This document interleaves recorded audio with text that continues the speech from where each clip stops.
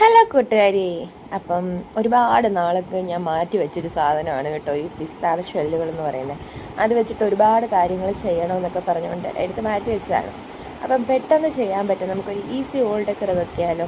ആദ്യം തന്നെ കുറച്ച് സ്റ്റോൺസ് എന്ന് തോന്നത്തക്ക വീതം നമ്മൾ പിസ്താഷ്യോ ആ ഷെൽസ് നമ്മളിങ്ങനെ താഴെ അടുക്കി വെച്ച് കൊടുത്തിട്ടുണ്ട്. ഇപ്പം കണ്ടപ്പോൾ തന്നെ ഏകദേശം നിങ്ങൾക്ക് മനസ്സിലായി കാണുമല്ലേ ഇതെന്തോ ആയിരിക്കുമെന്ന്.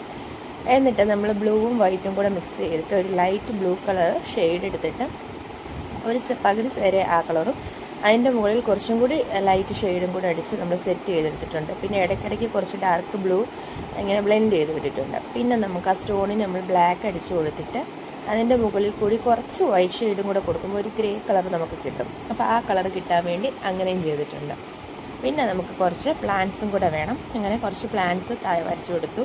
പിന്നെ നമുക്ക് വേണ്ടതാണ് കുറച്ച് ഫിഷ് എന്തും കൊണ്ടാണ് ഉണ്ടാക്കുന്നത്? നമ്മുടെ ഷെല്ല് കൊണ്ട് തന്നെ.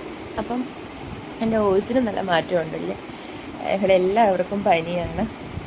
അപ്പം എന്താ പറയുക, നമ്മുടെ താണ്ടേ നമ്മൾ പല കളറിലുള്ള മീനുകൾ റെഡി ആയിട്ടുണ്ട്. പിന്നെ നമുക്ക് ഓരോരോ ഡിസൈൻസ് ഓരോ മീനിന് ഇട്ട് കൊടുത്തിട്ടുണ്ട്. അങ്ങനെ നമ്മുടെ ഫൈനൽ വോൾ ഡെക്കർ ഇവിടെ റെഡി ആയിട്ടുണ്ട്. ഇതെങ്ങനെയുണ്ടെന്ന് നിങ്ങളെല്ലാവരും കണ്ടിട്ടുണ്ട് പറയണേ. എല്ലാവരും എന്നെ ഒന്ന് സപ്പോർട്ട് ചെയ്യണം. അപ്പോൾ tata bye, see you. Please subscribe.